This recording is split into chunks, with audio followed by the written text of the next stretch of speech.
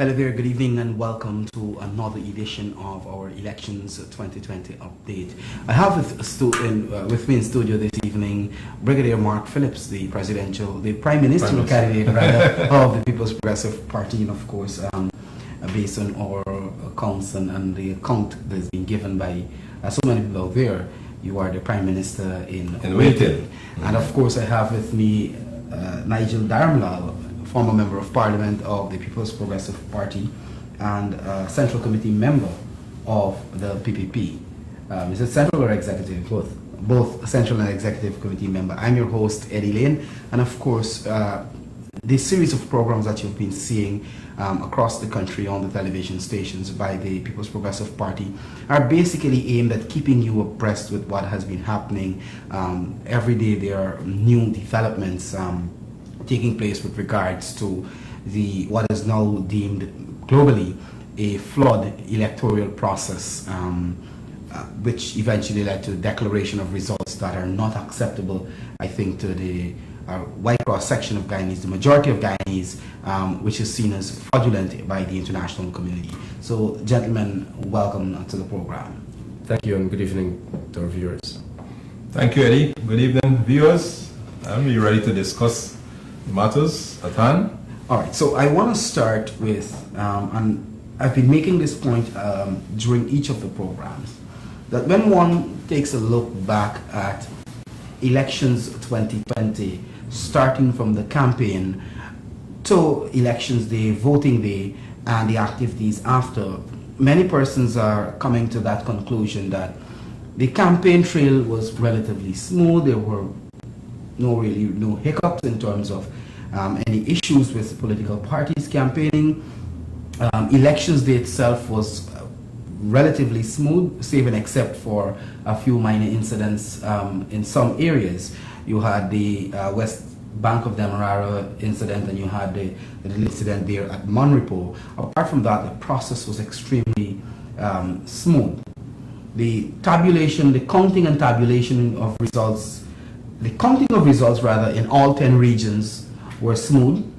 The tabulation of results were smooth in 9 out of the 10 regions, but then we get to the point of the Region 4 tabulation where the contention started halfway through almost, and then things went downhill after that.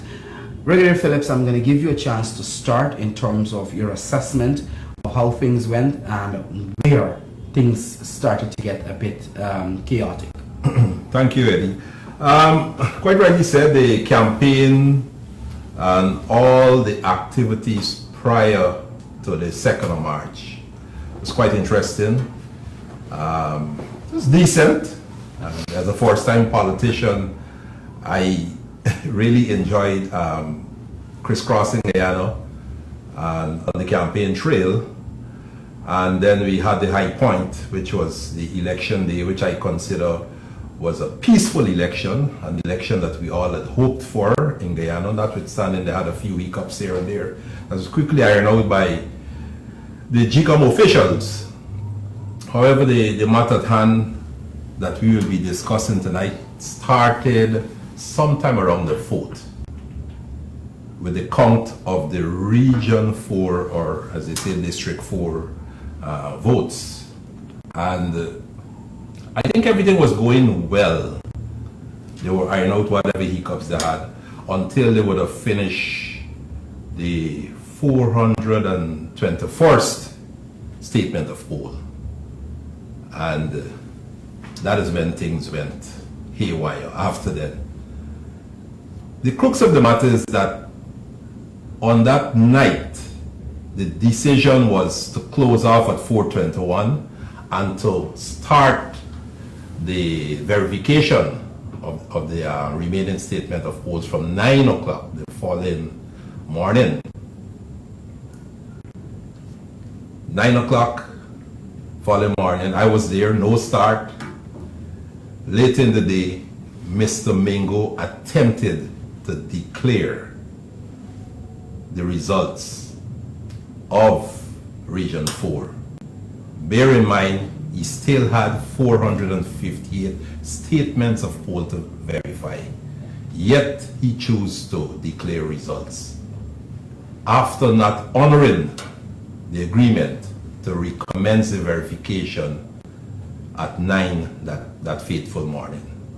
And myself, the other members of our party, the PPPC, observers, the diplomats, all of us were there, and everybody showed their disapproval of his actions. But he proceeded, and you know, after then they had a court matter. The situation at hand is none of us agreed with the actions of Mr. Mengo.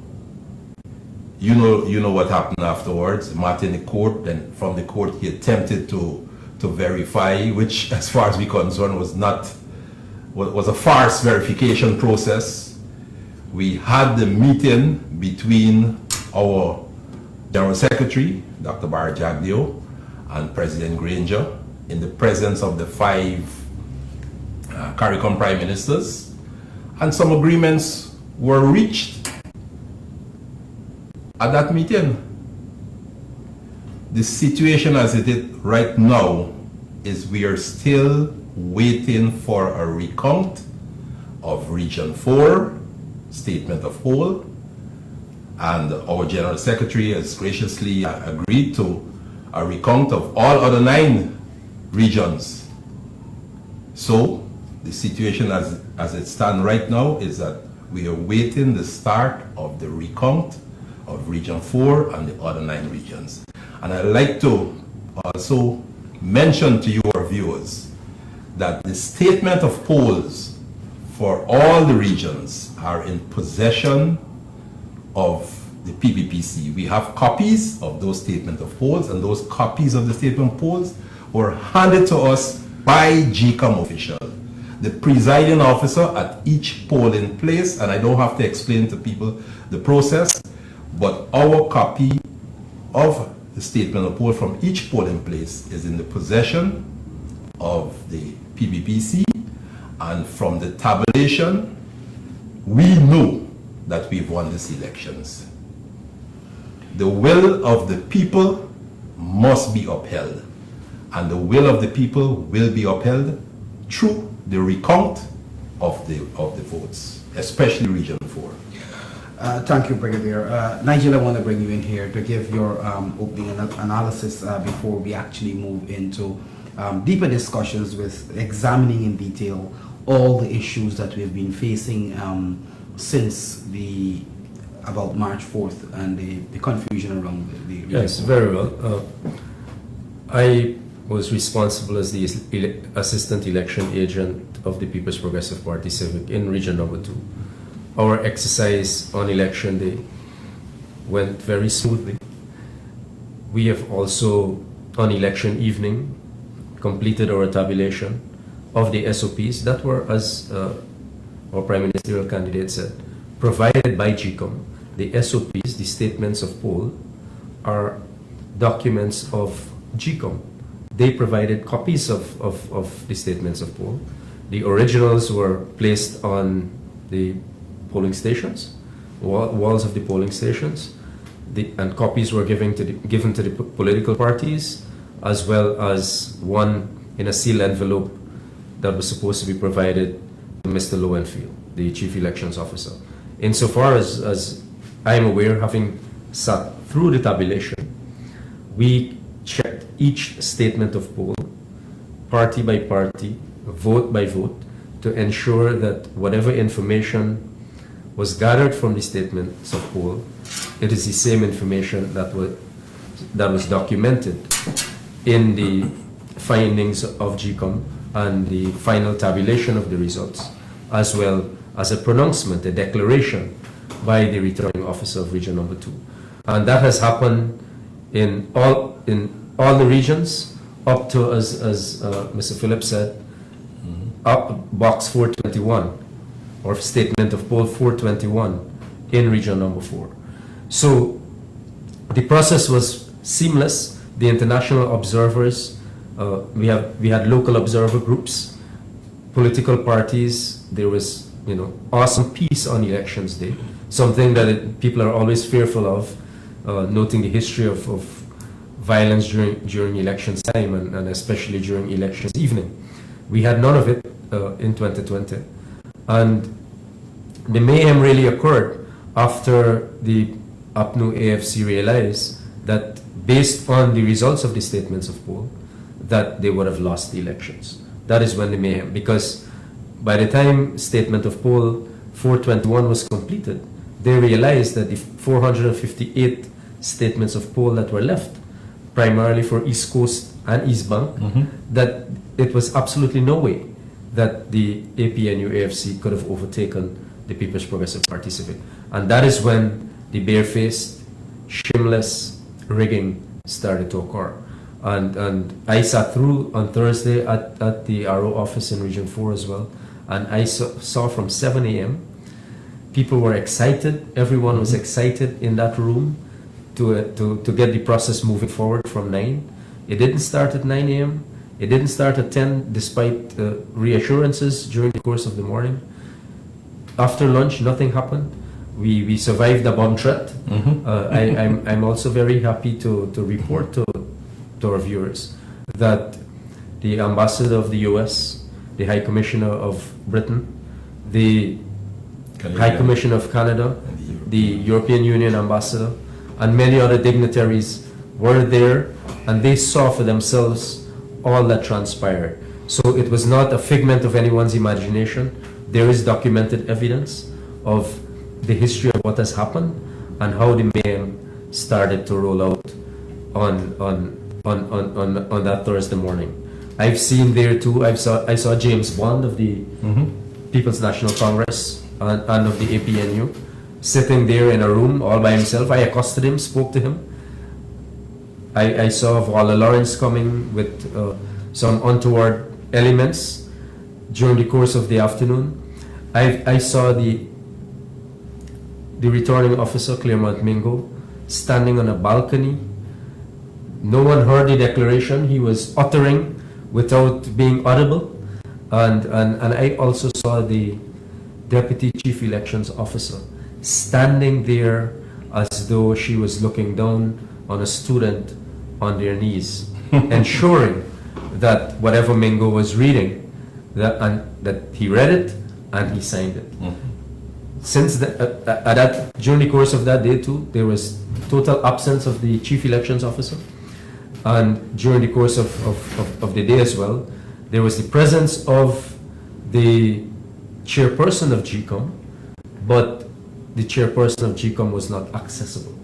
Her office was surrounded by security, and apparently the security there was impenetrable. Thereafter, we have seen how things panned out, and the results that were presented by Mingo, or declared, quote unquote, declared by Mingo, those are fraudulent, and fraud, we know electoral fraud is a criminal offense. We have also seen Mingo trying for a second time at the GCOM headquarters to also have a purported declaration done. Those figures in that declaration were different from the one that he declared on Thursday afternoon. So all in all, I think that what has happened so far is something that, as Guyanese, not myself as an individual, but I think the entire country, I think we are all involved in this, and we are all consumed by it. And the shameless rigging that took place on national television, on social media, shared with the rest of the world live, I think that is something that, while it's historic, it is something also that we should be embarrassed about as Guyanese people. It is 2020 in our country. We are at the cusp of oil production. We are participating in the global economy as an equal player, and this is how Mr. Granger and his administration would treat with our democracy. Democracy drives businesses. Dictatorship would decimate businesses. And I think that is why we found that no less a person than the Secretary of State of the US, Mr. Mike Pompeo, stating very unequivocally that the US will not recognize an illegitimate government, and that serious consequences will follow if a swearing-in takes place of an illegitimate government.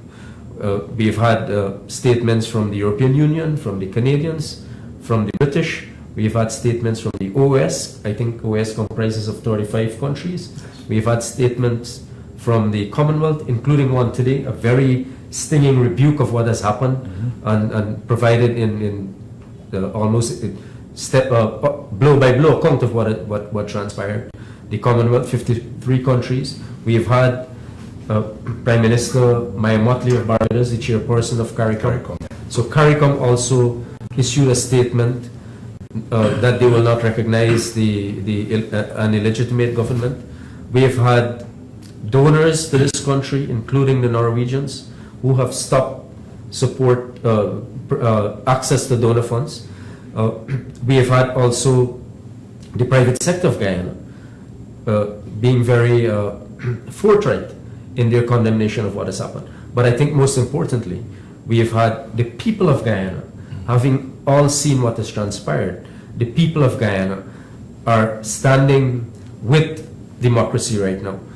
This is not a fight of the People's Progressive Party Civic. This is not a fight of any individual. This is a fight for the freedom of our country.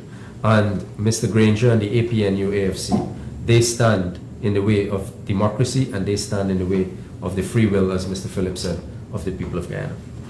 Thank you very much, Nigel. So I think you gave a good synopsis of all that have happened over the past 2 weeks or so, almost. What I want us to do now, though, is to do a little bit of a critical examination, step by step, of what happened. I know you touched briefly on Mr. Mingo's first fraudulent declaration, which, by the way, was signed, and I think only the Region 4 declarations you realize there is the RO's signature, and then there is another signature. It happens with the first fraudulent declaration, and it happened with the second fraudulent declaration. The first one carried the signature of Father Lawrence, and the second one of the APNU AFC activists who attacked the gentleman, Miss Joseph. So you spoke about the first declaration. Let us talk a little bit about some of the activities in between. They're both you and Brigadier Phillips.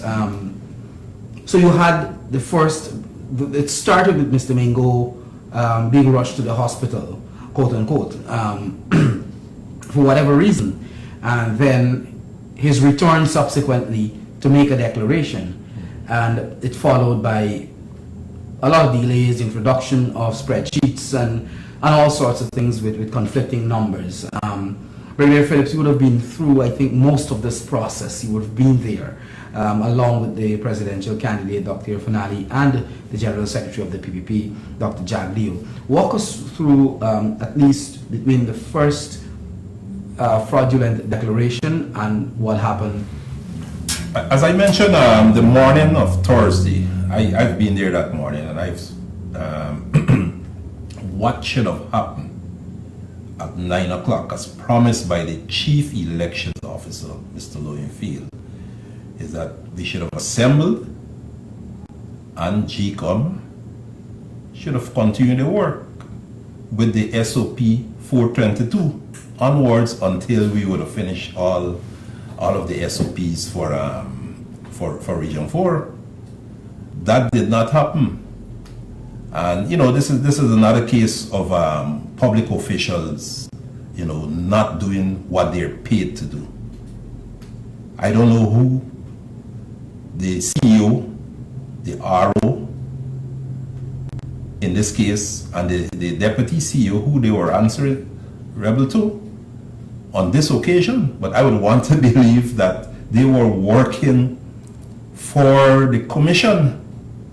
And we recognize them as professionals. We expect them to be impartial. We expect them to be professional. And we expect them to do their work in keeping with the laws of Guyana, in keeping with the rules that they were supposed to follow. That did not happen. And you know what? It's not a case where it did not happen and everything happened in a back room. This happened in the view of the entire world. All Guyanese, local and overseas, was seeing what transpired there. And you know, there are a lot of young Guyanese who would tell me that, look, you know, we read and we heard about rigging of elections in the 60s, in the 70s, you know, and in the 80s, but they never expected, these are young people in their 20s, they never expected to live through the rigging of an election in Guyana. And this was shameful, distasteful. As you said earlier, this is not about the PPPC or the APNU AFC coalition. This is about democracy in Guyana.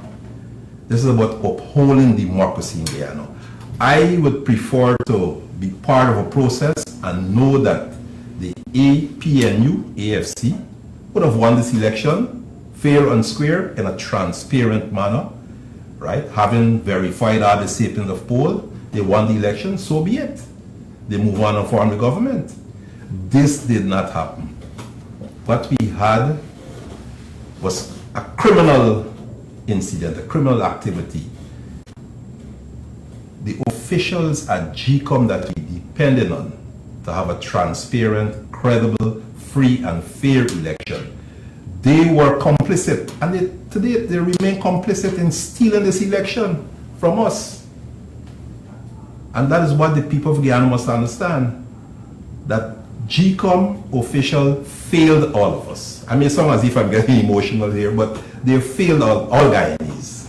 And the only solution to this problem at hand right now is the recount of these ballot boxes. And again, they're stymieing the whole effort to recount the ballot boxes. And you know there's a matter in court that should be heard on Friday. But what is also shameful is that we had the chairperson of CARICOM, the Prime Minister of Barbados, the Right Honorable Mia Motley, who was able to convince 4 other Prime Ministers to leave their country and come to Guyana and sit with our leader of opposition and his team, and with the President of Guyana and his team, to find some common ground on the way forward, you know, to save face in Guyana so we could uphold democracy in Guyana, and Guyana could move on and benefit from the oil wealth and benefit from everything, because, you know, the average Guyanese out there, it's just a matter of this election comes every 5 years, and then we get off the election and we get back to our life. And people out there are hurting, right? It's 2 weeks now, almost 2 weeks now, and we cannot get, it's over 2 weeks now as a matter of fact, and people cannot get back to their economic activity just because a set of officials at GCOM failed to do their work. And of course you have elements, I mean, we cannot be naive, there are elements within the AP and UAFC coalition who are working in co. And of course we'll discuss that a bit further afterwards. But I want to move quickly to what would have happened within the past 3 days. It is now public knowledge that despite the declaration, fraudulent declaration, the second declaration by Mr. Mingo, showing or claiming that the APNU won Region 4, which is the reality. The PPP has never argued that they won Region 4, but the margin is what the issue is, and eventually saying that the APNU would have won the elections. No less a person than President Granger himself would have contacted the chair of CARICOM, Prime Minister Motley, requesting her to send a team to do a recount of initially the Region 4 ballots, then that was extended to a national recount. The team was fielded and the team was sent here. Nigel, you're going to take it from there. Yeah, I think that what has happened since is it'll go down in the annals of history as very remarkable, but not remarkable in the way one would expect it to be written. But how ridiculous what transpired happened.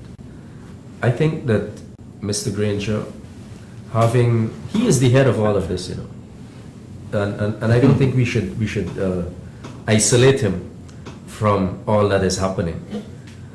He is the head of the PNC, the head of APNU, and he occupies the office of the president, the seat of the presidency. His party, more than anyone else, or if not his party alone, had a central role in the problems that we now have. In terms of more than 2 weeks, we have still not yet had a government sworn in, or a president sworn in. He is also must be held responsible that if an illegitimate government gets into office and sanctions come upon the people of this country, he will be held accountable for it, and he must be held accountable for it. I think that when he realized that his party would not win the elections, and I think that too, that he was under the impression, with advice from his people, that they had a good chance of winning the elections. But after box 421, or statement of poll 421 was tabulated, in addition to all the other 9 regions, and they realized that there was no way out for them, Mr. Granger had to find a way out. So is it that he is going to force himself onto the people of our country? And I don't think that the people of Guyana, including the institutions of the Constitution, will allow anyone to force themselves onto the people of Guyana. So I think that Mr. Granger probably had thought before that he had the backing of these quote-unquote constitutional bodies that will support him to overcome the Constitution of Guyana. That he was not able to do so, and I'm happy that those bodies so far have stood with our Constitution, and they have been unmoved where the Constitution is concerned. Mr. Granger had to find another way out. So he sought Prime Minister Mai Motley and approached her to have a recount done. In between all of that, there was a court case where the Chief Justice of Guyana, Madam Roxanne George Wiltshire, made some orders, one of which was that the statements of poll have to be used as the only mechanism for the tabulation to be conducted. That also was not done, is illegal, unlawful, on behalf of the RO of Region 4. So Mr. Granger basically had no way out. So he sought the help of CARICOM. They came here under his invitation. Thereafter, GCOM threw up all manner of obstacles, which ended in one of Mr. Granger's own candidate of the APNUFC at the last local government elections, filing proceedings in the court and getting an ex parte injunction to block the recount done by CARICOM. The recount done by CARICOM was also premised on the Chief Justice's ruling. So the entire world was awaiting the recount by CARICOM. They have thrown up all manner, like I said, all manner of obstacles. We're at a point now where CARICOM has retreated, the CARICOM supervisory team retreated. We now have an order or a gazetted order that under the pen of Mr. Granger that came out to for a few things on COVID-19, the coronavirus, that the government, through the Minister of Public Health, again, by the way, there are no ministers of government right now, so I don't know how Vala Lawrence is acting as the minister or proclaiming to be the Minister of Public Health. There is no Minister of Government. So the ones who are also promoting themselves as ministers are also illegally doing so, and I think and unlawfully doing so. And permanent secretaries and other heads of agencies should not grant them that access to government and state resources and offices. So they have issued this gazette now to stop people from grouping. They have stopped flights coming into Guyana.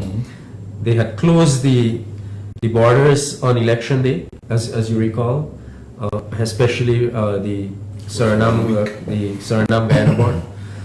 They have also now, with this new gazetted order that they have published, that they can destroy people's property, personal property, buildings, as in homes, if they find you to be affected by coronavirus. The order also says that they can, if you die, they can cremate you almost immediately, which will leave no evidence of how you actually died. So that is something that is very worrisome.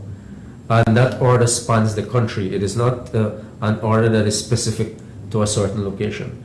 So we are in the throes of a dictatorship, and the people of Guyana ought to be aware of what is currently taking place. We have to continue to maintain our presence overlooking the containers that contain the ballot boxes. We have to make sure that the integrity of those ballot boxes remain if they have not yet been indignified. So, and which brings me to the point that if they have tampered with the ballot boxes, that will also prove that APNU AFC does not want our ballots to be counted as how we voted. Yeah, I bring you in here. Yes, I think what is important at this stage is that in addition to the regional and international organizations that has already added their voices of condemnation to what has transpired in Guyana over the last 2 weeks, we're now seeing members of our civil society and persons of influence in Guyana and in the Guyanese diaspora. We have Sir Srila Dharamlall, the most recent person to add his voice. And, you know, he's more or less saying that Guyana is deprived of an opportunity for global respect. You know, Guyana signed on to the Democratic Charter of the OAS. We are on record of joining with companies and criticizing the situation, the political situation in Venezuela, right? And to some extent in Bolivia. And here today, we have a situation that we cannot find a solution to. In the sense that every time a solution is offered, there's an injunction or something to stop it. Something as silly as fumigating the conference center at a time when an important activity that the livelihood of Guyanese is premised on. You fumigate in the conference center. You know, and you know, it shows scant regard for the president and the leader of the opposition, two important people in the governance of Guyana. When the two of them can come to an agreement, and that agreement is not carried out in the interest of all Guyanese. The president, I would want to believe perhaps he's sincere in the sense that he entered into that agreement for the recount, and he's on record of expressing his embarrassment with the turn of events with this court case that should be heard on Friday. But obviously, there are elements within his coalition who are not necessarily in favor of his decision to sign that agreement for the recount. And those elements, as you know, as I said before, I rather suspect those elements are working in co with the senior leadership of the GCOM Secretariat, the operational arm of GCOM, in having us at this stage after such a peaceful, credible election. Guyanese 2 weeks now waiting for the results of that peaceful, credible election.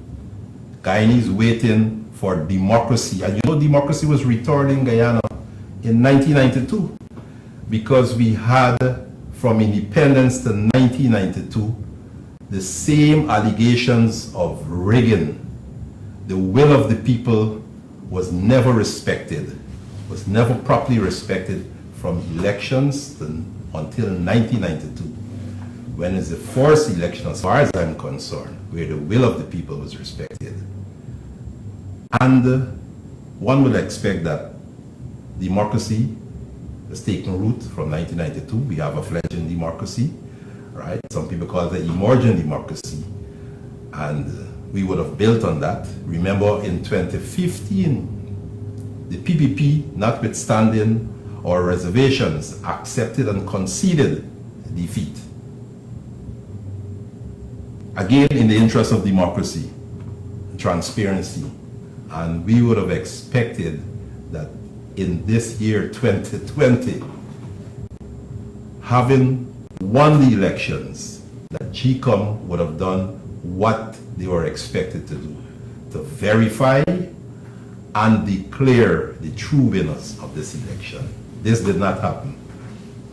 The situation is, as I mentioned before, we could talk all around it, but the verification process, the declaration process, and now we are the recount of the ballot boxes. We as a nation cannot move forward peacefully. Democracy is linked to legitimacy. And if the democratic process is interrupted, if it is flawed, any government, any president that is sworn in a government form from a flawed process will not have the acceptance, the legitimacy of the Guyanese people. And not only the Guyanese people, just imagine a president coming out of this flawed process trying to take his seat at the round table among his CARICOM colleagues, trying to take his seat at the OAS, trying to take his seat at the Commonwealth. That will be difficult. He's on record. You know, there are several countries, several examples. We had Zimbabwe many years ago that was suspended from the Commonwealth until they would have satisfied the requirements. We have Venezuela that we joined in the Lima Group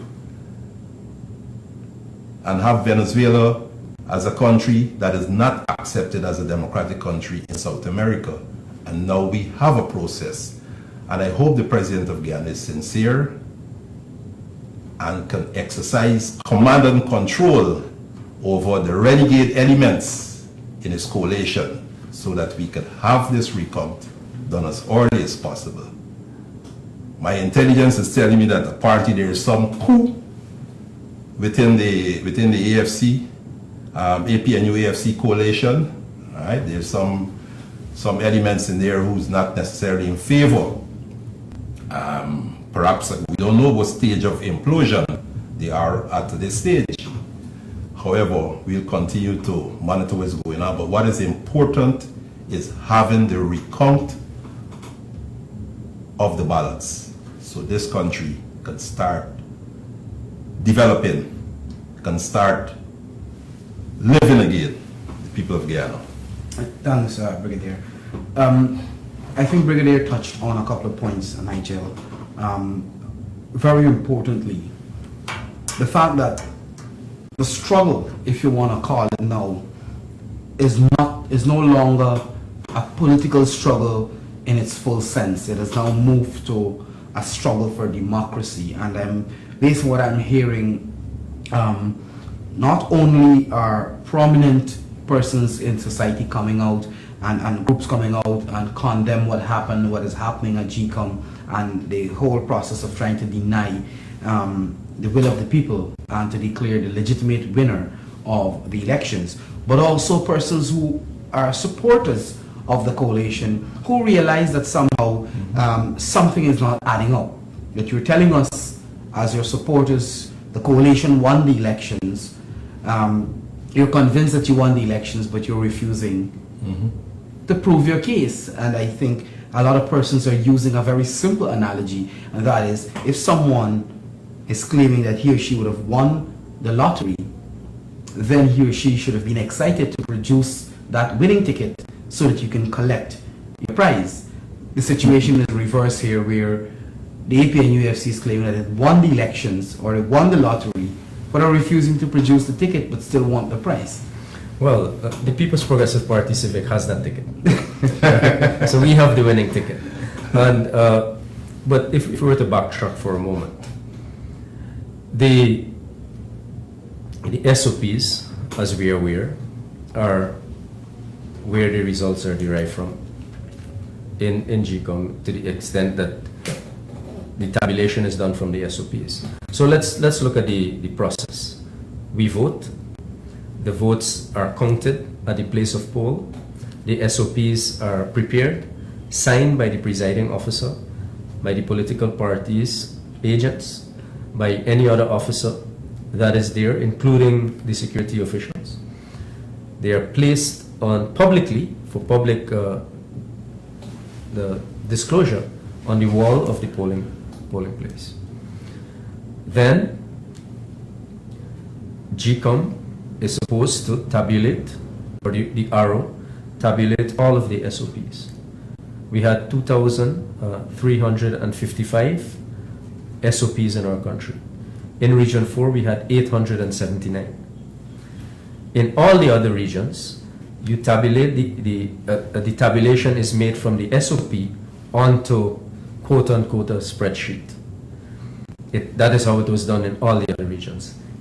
After 421 SOPs were finished tabulating in Region 4, GCOM decided, or the arrow of Region 4 decided, that they will stop the tabulation from statement of poll onto the spreadsheet, but he reversed it.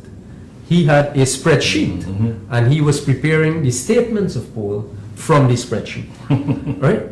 So that is the backwardness that transpired, and the criminal endeavor that took place.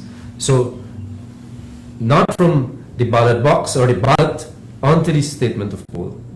What Mingo did and his accomplices from a spreadsheet onto the statement of poll. That is how ridiculous. So where did the spreadsheet came from? It has to be from someone's imagination, or it has to be from some other source.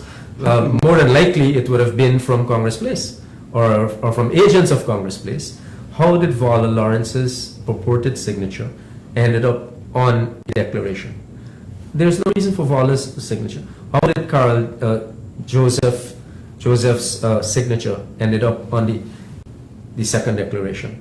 Why is it that you will do two separate and distinctly different declaration for the same region? Why is it that Carl Joseph, who is junior to Vala Lawrence in the party, how come she is now, her signature is disputing what the purported signature of Vala Lawrence declared on I think was March 5th. Was it? Another important point there, Nigel. If one is to examine the first declaration and the second declaration, the numbers are vastly different. I mean, this is a case where you're trying to fool the people with a lie, but you're having difficulty maintaining your lie. So you had one with certain numbers, the first one, and then the second one, the numbers are vastly different.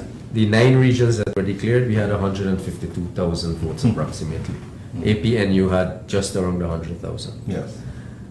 In Region 4, they had, I think, about 194,000 Total elected. total.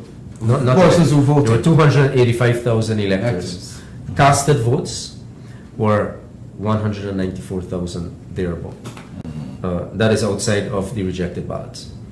The total votes cast will be the rejected ballots as well as the eligible votes. So PPP, as we are aware, based on the statements of poll, derived from each ballot that was counted at each polling station, received just about 80,000 of those. When you add 152,000 to 80,000, we are touching 232 plus thousand votes. APNU AFC, based on the statements of poll, again prepared by GCOM and given to our party, we saw the results. They have about 114,000 votes. When you add 114 plus thousand to 100,000, you are just about 214,000.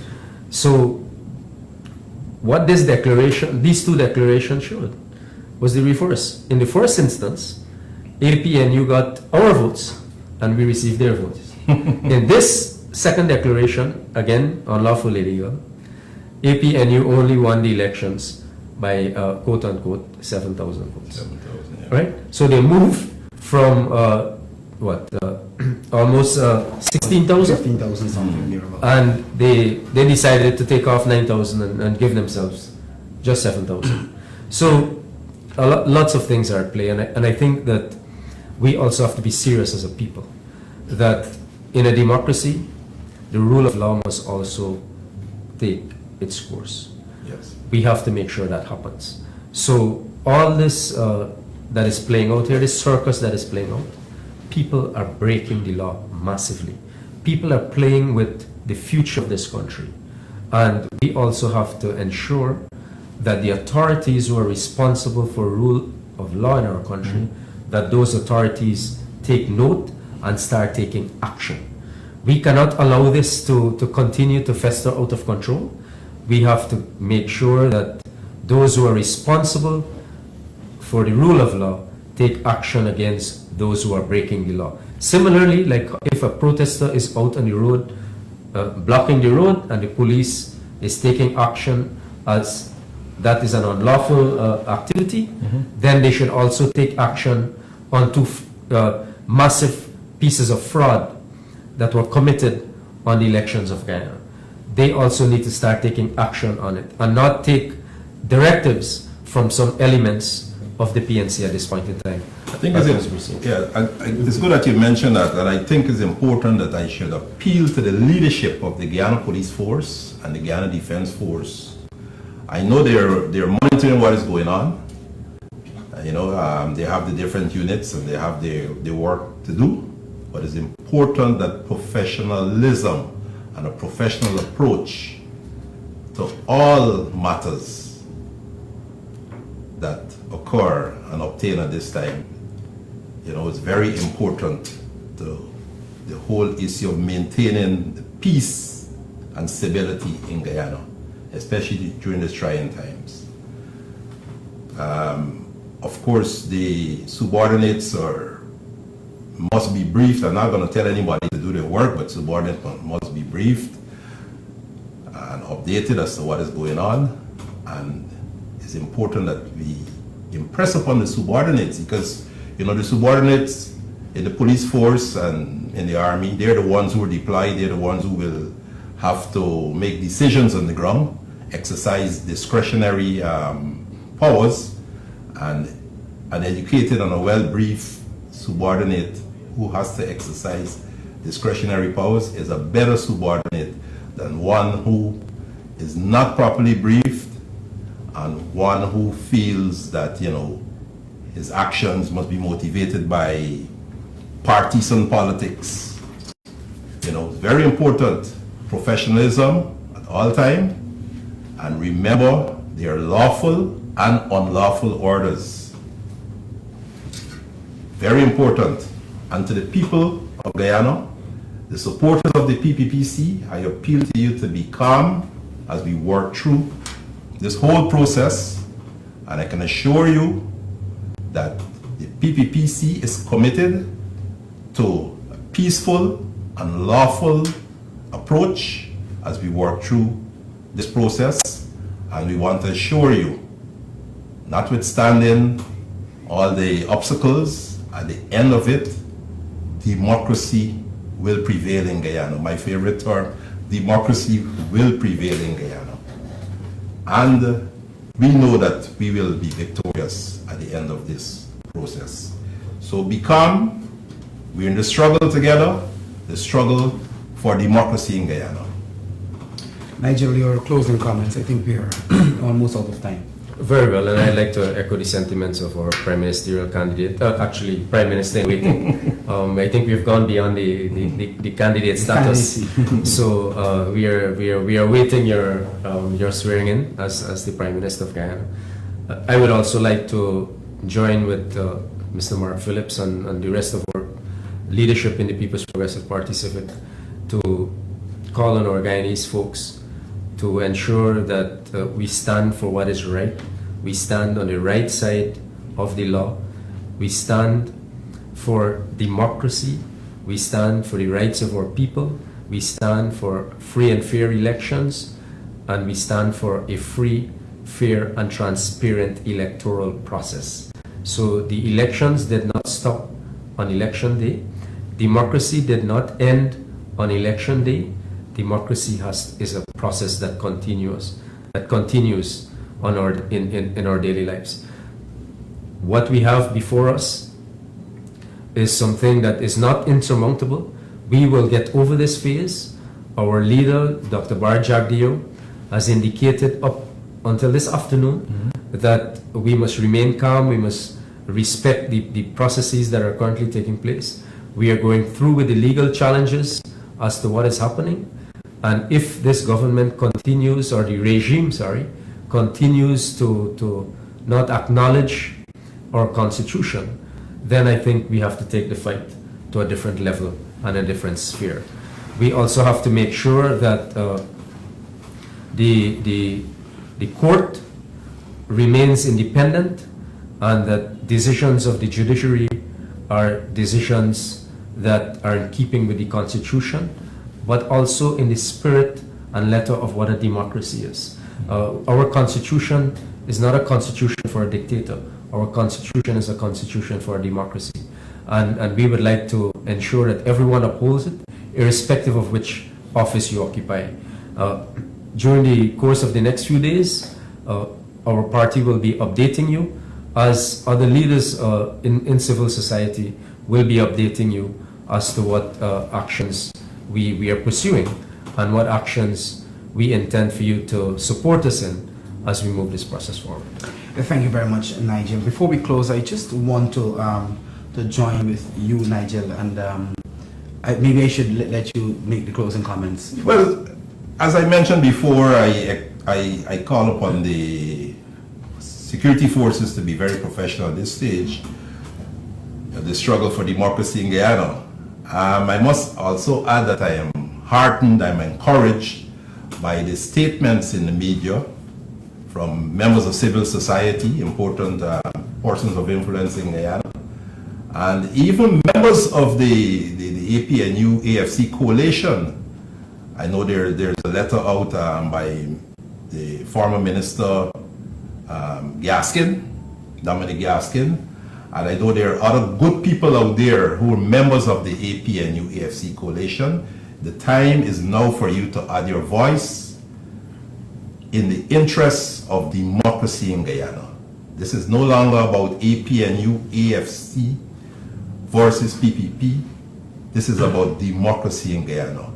And when it involves breaking the ranks, it is important that every Guyanese, every organization, civil organization, from civil society, political organization, whether you are part of the coalition, it's time that you come out and add your voice in the name of upholding democracy in Guyana. Thank you very much, Brigadier Phillips. Thank you very much, Nigel, for being here. I just want to add quickly before we wrap things up to say that I echo the sentiments that both of you would have shared, but I also want to caution Guyanese generally, on both sides of the political divide. Let us not attack each other. The problem here is not the average Guyanese supporter of either political parties. They voted, and the supporters of the APNU AFC are being misled, are being given the impression that the coalition won the elections. So they are running with those emotions, but I think more and more of them are moving away from that belief now, having recognized the refusal and the reluctance for the recount. The real culprits here are the group in the APNU AFC and those selected persons in the Guyana Elections Commission who have committed the fraud, who are trying to deprive us of free and fair elections. So I think I want to urge all of us to avoid to get into any racial exchanges, to get into any squabble and quarrel with the average Guyanese. All of us, we need to encourage all of us to be on the side of democracy and to fight in the most peaceful and legal way to preserve our democracy and to ensure that democracy in our country is not eroded and that we return to democratic rule and we put far away behind us any attempt or any dictatorship. So I just wanted to put that out here, that we just don't fight with each other. We're not the problem. The problem really coming from the elements in GCOM and in the APNU AFC. So until I think this series is going to continue tomorrow until we meet again. Another team maybe be here tomorrow. We want to thank you very much for joining us right across the country. I understand the program is being broadcast all across the country. We want to thank you very much for joining us, and both Brigadier Phillips, the Prime Minister in waiting, and of course Nigel Dharamlall, Central Executive Member of the PPP. Thank you very much for being here. Have a good rest of the evening. Thank you, Eddy, and thank you, Guyanese. Keep the peace.